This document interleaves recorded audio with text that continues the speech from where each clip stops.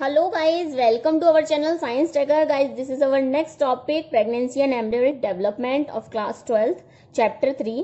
इससे previous video में guys हम लोगों ने कंप्लीट कर लिया था फर्टिलाइजेशन एंड इम्प्लांटेशन, यहाँ तक कंप्लीट हो गया था। अब आगे बढ़ते हैं अपने टॉपिक के साथ एंड नोट्स के साथ पढ़कर आपको बताते हैं। क्या दिया हुआ है इसमें, सबसे पहले बोला है after implantation pregnant finger like projections appear on the trophoblast called chorionic villi. जो इम्प्लांटेशन हो गया, यहाँ तक पढ़ लिया था कि इम्प्लांटेशन कैसे होता है, सब कुछ बता दिया था। तो इम्प्लांटेशन के बाद फिंगर लाइक प्रोजेक्शंस दिखाई देने लगते हैं ट्रोफोब्लास्ट पर। ट्रोफोब्लास्ट के बारे में मैंने आपको इससे प्रीवियस वीडियो में बताया है कि कहाँ होता है ट्रोफोब्लास्ट। तो देखिए ट्रोफोब्लास्ट के बारे में इस टॉपिक में मैंने आपको यहाँ पर बताया हुआ है कि ट्रोफोब्लास्ट कैसे बनता है। ओके, तो ये जो ट्रोफोब्लास्ट है, इस ट्रोफोब्लास्ट को क्या मतलब, इस ट्रोफोब्लास्ट के ऊपर जब फिंगर लाइक प्रोजेक्शंस बन जाते हैं तो उसे हम कोरियोनिक विलाई कहते हैं। Okay, so after implantation finger like projections कहां पर दिखाई देने लगते हैं? ट्रोफोब्लास्ट पर। These finger like projections called chorionic villi. Okay, chorionic villi surrounded होती हैं by the uterus tissue and maternal blood. So ये आगे यहाँ पर यही लिखा है, ये जो कोरियोनिक विलाई हैं ये सराउंडेड होती हैं यूट्रस के टिश्यू से और मैटरनल ब्लड से, मतलब मदर के ब्लड से। The chorionic villi and uterine tissue become interdigitated with each other। अब यहाँ पर ये क्या बता रहा है, देखिए ये जो तीन लाइन है, इन तीनों लाइन में ये प्लेसेंटा के बारे में बता रहा है। सो यहाँ पर अगर अलग से हेडिंग होती प्लेसेंटा तो आपको बहुत अच्छे से समझ में आ जाता है या नहीं। तो यहाँ पर अलग से आप हेडिंग डाल सकते हैं प्लेसेंटा। देखिए जैसे मैंने नोट्स में डाला है, तो यहाँ पर प्लेसेंटा के बारे में बताया है कि कोरियोनिक विलाई जो हम ये पढ़ चुकी क्या होती है, ये कोरियोनिक विलाई और यूट्रस का जो टिश्यू है, ओके मतलब मदर की वॉम में जो यूट्रस है उसका जो टिश्यू है वो एक दूसरे में आपस में इंटरडिजिटेटेड हो जाते हैं और क्या बनाते हैं, जॉइंटली एक स्ट्रक्चर बनाते हैं और एक फंक्शनल यूनिट बनाते हैं। किसकी? डेवलपिंग एम्ब्रियो की और मैटरनल बॉडी की। ओके, मतलब मदर की बॉडी और एम्ब्रियो जो है हमारा, उन दोनों के बीच में एक कॉन्टेक्ट बन जाता है जिसे प्लेसेंटा कहा जाता है। ओके, सो यहाँ पर देखिए नोट्स में क्या लिखा है, कोरियोनिक विलाई और यूट्रस का जो टिश्यू है वो आपस में इंटरडिजिटेटेड हो गया। सेम, बहुत ही आसान लाइन है इसलिए मैंने सेम लैंग्वेज लिखी है, एक दूसरे के साथ एंड जॉइंटली एक स्ट्रक्चर बनाते हैं, फंक्शनल यूनिट बनाते हैं between foetus and mother body called placenta. Okay, so इन दोनों के बीच में जो कॉन्टेक्ट बना उसे क्या कहा हमने? प्लेसेंटा। अब क्या है, अब देखिए फिर से अगर यहाँ पर हेडिंग बनी होती तो देखिए जैसे यहाँ पर ये प्लेसेंटा के बारे में बताया था, इसी तरह से अगर यहाँ पर अलग से हेडिंग बनी होती तो यहाँ पे वर्क स्टार्ट हो गए प्लेसेंटा के, वर्क ऑफ प्लेसेंटा। ओके, देखते हैं ये कहाँ पर खत्म हो रहा है प्लेसेंटा के वर्क। ओके, सो मैंने नोट्स में तो यहाँ पर हेडिंग बना रखी है वर्क ऑफ प्लेसेंटा। ओके, तो आप देखते जाइए वर्क क्या है प्लेसेंटा के।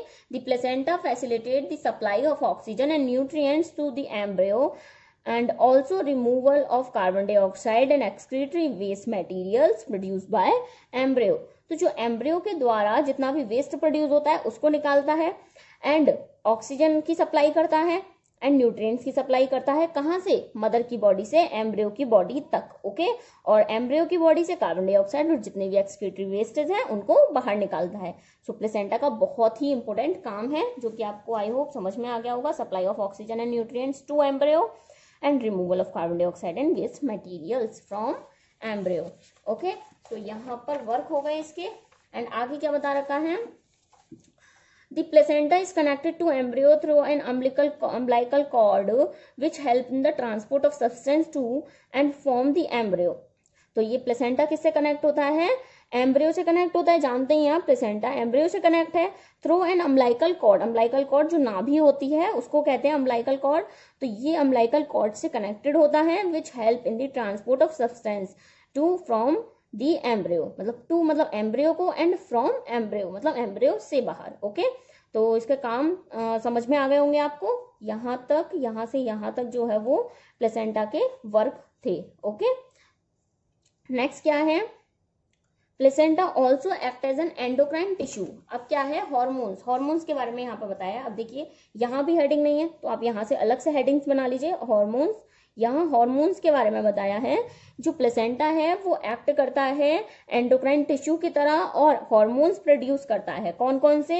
Human chorionic gonadotropin HCG, human placental lactogen HPL, estrogen, progesterone and etcetera. Okay, and later phase of pregnancy, मतलब प्रेगनेंसी के बाद में भी ये हार्मोन सीक्रेट करता है। कौन कौन से? जिसे कहा जाता है रिलैक्सिन। ओके, तो यहाँ लिख दिया है मैंने, ये प्रेगनेंसी के लेटर फेज में रिलीज होता है। And also secret by the ovary, ये जो है ओवरी से भी सीक्रेट होता है। Let us remember that HCG, HPL and relaxin are produced in women only during pregnancy। तो यहाँ पर कुछ मेंशन करा रहा है, ये अलग से बोल रहा है जो HCG है, HPL है और रिलैक्सिन है, ये प्रोड्यूस होते हैं वुमेन में सिर्फ प्रेगनेंसी के टाइम पर। In addition, during pregnancy, the level of the other hormones like estrogen, progesterone, cortisol, prolactin, thyroxine, etc. are increased several fold in maternal blood। अब यहाँ पर कुछ अदर हॉर्मोन्स के बारे में बताया है, जैसे नीचे दे रखे हैं, प्रोजेस्ट्रॉन, एस्ट्रोजन एंड कॉर्टिसोल, और एक्स्ट्रा हॉर्मोन्स बता दिए, ये अलग से आए हैं, कॉर्टिसोल, प्रोलैक्टिन, थायरोक्सिन। ओके, जो कि यहाँ पर ऐड नहीं किए थे। सो ये तीनों हार्मोन भी, ये सब क्या करते हैं, ये क्या करते हैं, फोल्ड्स बढ़ा देते हैं। किसमें? फोल्ड मतलब फोल्डिंग होती है, जैसे एक फोल्डिंग, दूसरी फोल्डिंग, तो फोल्डिंग्स होती हैं, जैसे यहाँ पर फोल्डिंग्स बनी हुई हैं, 1 2, तो इस टाइप की फोल्डिंग्स होती हैं। तो ये क्या करता है, फोल्डिंग्स को इंक्रीज कर देता है मैटरनल ब्लड में। So increased production of these hormones is essential for supporting the fetal growth, metabolic changes in the mother and maintenance of pregnancy। इनकी जो हॉर्मोन्स हैं, ये हार्मोन जितने ज़्यादा प्रोड्यूस होते हैं, जितने ज़्यादा सीक्रेट होते हैं, इसकी वजह से फीटस को सपोर्ट मिलता है। एंड जितने भी मेटाबॉलिक चेंजेस होते हैं मदर में, तो उसमें ये प्रेगनेंसी में हेल्प करता है। ओके, तो ये हार्मोन्स के ज़्यादा सीक्रेशन के इम्पोर्टेंस हैं बहुत। Immediately after implantation the inner cell mass embryo differentiate into an outer layer called ectoderm and inner layer called endoderm। तो क्या होता है, जो इनर सेल मास है, यहाँ पर देखिए ट्रोफोब्लास्ट के बारे में बताया था आपको पहली लाइन में। ट्रोफोब्लास्ट क्या था, इसे आप जानते होंगे जब आप यहाँ तक पढ़कर आए हैं, कि जो हमारा ब्लास्टोमियर होता है वो डिवाइडेड हो जाता है दो कंडीशंस में, बाहर वाले को ट्रोफोब्लास्ट कहते हैं, अंदर वाले को इनर सेल कहते हैं। तो यहाँ पर ट्रोफोब्लास्ट के बारे में हमने आपको बता दिया कि ट्रोफोब्लास्ट के ऊपर अलग से लेयर्स आ जाती हैं, जिसे कॉरियोनिक विलाई कहा जाता है। एंड ये आपस में जुड़कर क्या बनाती है, प्लेसेंटा बनाती है। सो इन सब के बारे में मैंने आपको बता दिया। ओके, नाउ स्टार्ट हो रहा है कि जो इनर सेल मास है, अंदर वाला, बाहर वाले की बात हो गई ट्रोफोब्लास्ट की।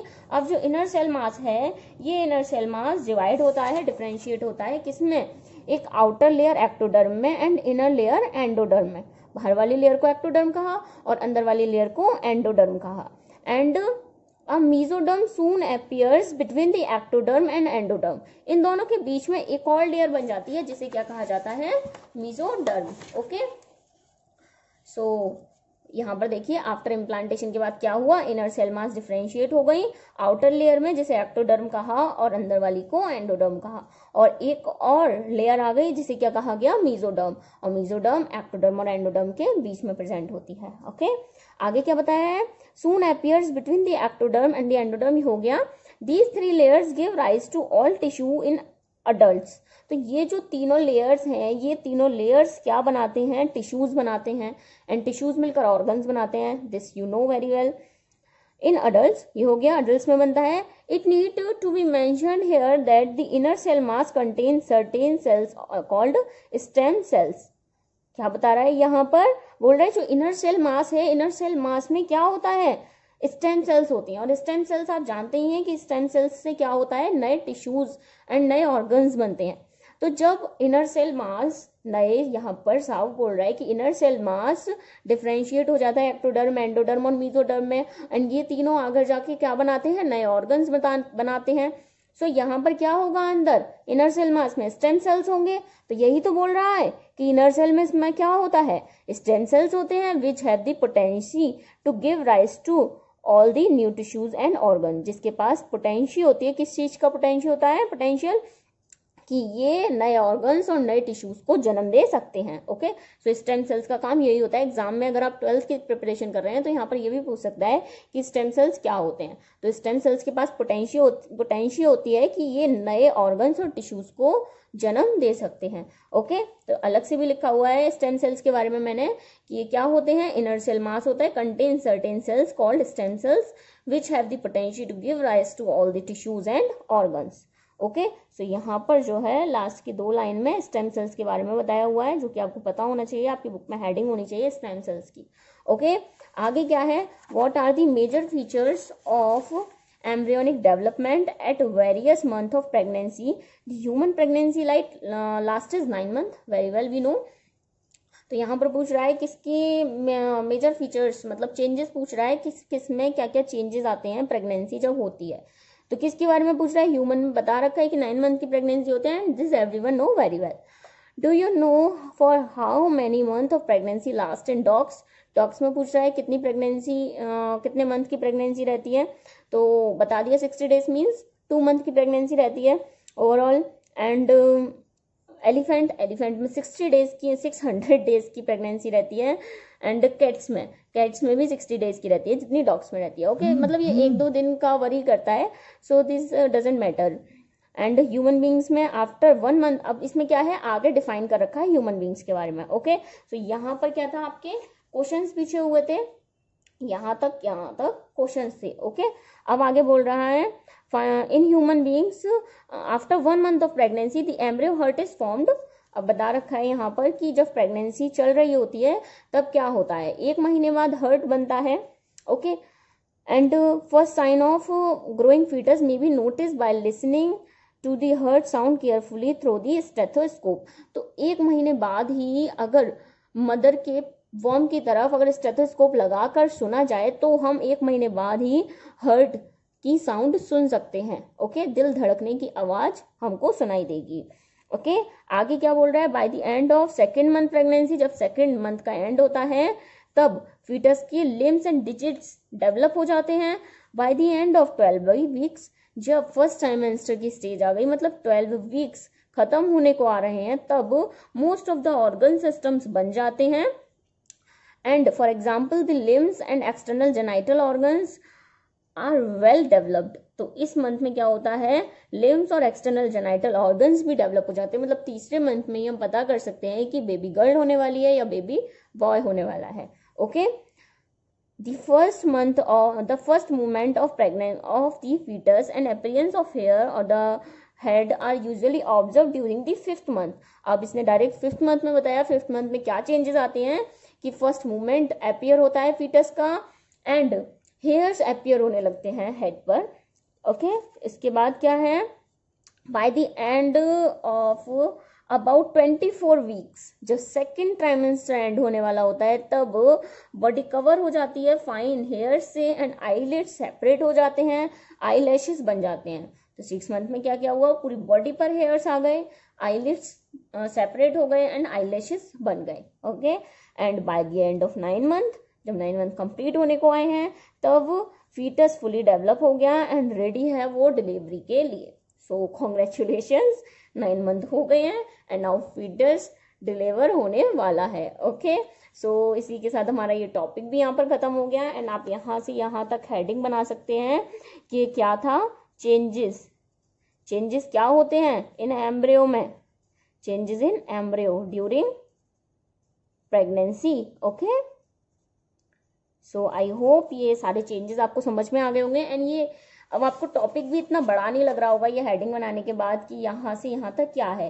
तो इसमें पूरे में तो हार्मोन्स के बारे में यहाँ से यहाँ तक लास्ट तक, उसके बाद यहाँ पर इनर सेल मास के बारे में था कि इनर सेल मास डिफरेंशिएट हो गया था। ओके सो आई होप यह टॉपिक आपको समझ में आया होगा एंड मिलते हैं फिर हम अपने नेक्स्ट टॉपिक के साथ जिसमें पार्चुरेशन एंड लैक्टेशन होगा जब। ओके गाइस सो मिलते हैं नेक्स्ट वीडियो के साथ, तब तक के लिए बाय बाय एंड हमारी वीडियो को आप लाइक करना ना भूलें एंड चैनल को सब्सक्राइब करना भी ना भूलें।